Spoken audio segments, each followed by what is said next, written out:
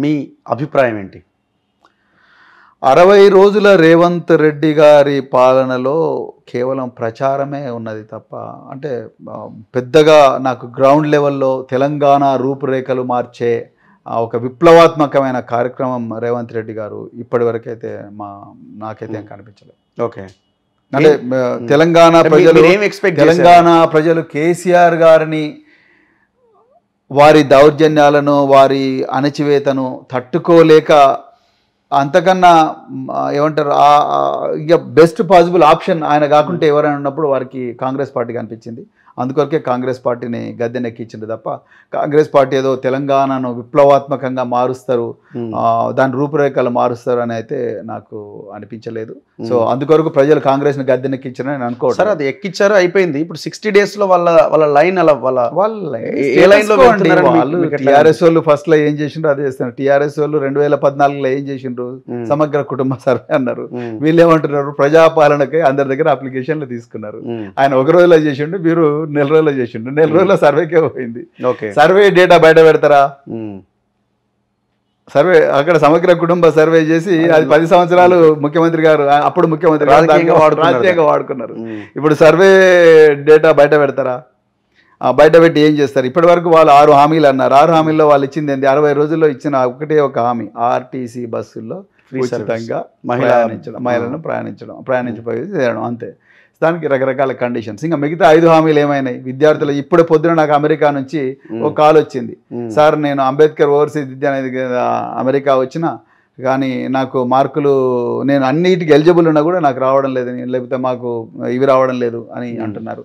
అప్పుడు ప్రభుత్వంలో ఏవైతే క్యాటరింగ్ అంటే హాస్టళ్లకు బిల్స్ సక్రమంగా పోవడం లేదని అన్నారు. ఇప్పుడు ప్రభుత్వంలో కూడా అదే మాకు బిల్స్ రావడం లేదని క్యాటరింగ్ కాంట్రాక్టర్లు మేము తిండి పెట్టమని బెదిరించే పరిస్థితి ఇప్పటికి కూడా ఉందని అంటున్నారు. అప్పుడు సూసైడ్లు ఉన్నాయి, ఇప్పుడు కూడా సూసైడ్లు ఉన్నాయి. విద్యార్థుల సూసైడ్ అప్పులు చేసిపోయారు, దాన్ని సెటరైట్ చేస్తున్నాం అని నిలదొక్కుంటున్నాం ఇప్పుడిప్పుడే అని అంటున్నారు. 10 ఏళ్ళ తర్వాత కూడా ఇప్పుడే వచ్చే రాష్ట్రం అని అన్నాడు కదా. మరి 60 రోజులకే మేము సెట్ చేసుకోకపోతే ఎట్లా అన్నది వాళ్ళు చెప్తున్న పాయింట్. ప్రజలు మీరు ఎట్లా సెట్ చేసుకుంటారు అనేది మీ అడ్మినిస్ట్రేటివ్ స్కిల్ చూసే కదా అలా మీరు ముఖ్యమంత్రి అయింది. సో ముఖ్యమంత్రి అయినా మంత్రులైనా ఇంకెవరైనా కూడా మీరు సెట్ చేసుకుంటారా లేదనేది మీ ఇంటర్నల్ విషయం. మీరు ప్రతిరోజు 6.72 లక్షల కోట్ల అప్పు తీసుకొచ్చి శ్వేతపత్రాలు మీరు 5 సంవత్సరాలు ఎన్ని రోజులు శ్వేతపత్రాలు చెప్తారు? సో మీరు అంటే what is your program for Telangana? మీ విప్లవాత్మకమైన ప్రోగ్రామ్ ఏంటి తెలంగాణకు? సో తెలంగాణ రూపురేఖలు మార్చే ప్రోగ్రామ్ ఏదైనా ఉందా? ఉంటే ఏంటది చెప్పండి. ధరణి పోర్టల్ రద్దు అన్నారు, ధరణి పోర్టల్ మీద ఒక కమిటీ వేసిండ్రు. సో తర్వాత బెల్ట్ షాపులు బంద్ అన్నారు, ఇంతవరకు ఏం లేదు. హైటెక్ బార్లు పెడదామని, డబ్బులు కూడా అవసరం లేదు, మళ్ళీ డబ్బులు కూడా అవసరం, బెల్ట్ షాపులు క్లోజ్ చేయడానికి డబ్బులు ఎగ్జాక్ట్లీ హైటెక్ బార్లు పెడదామని ఆలోచిస్తున్నారు అంటున్నారు.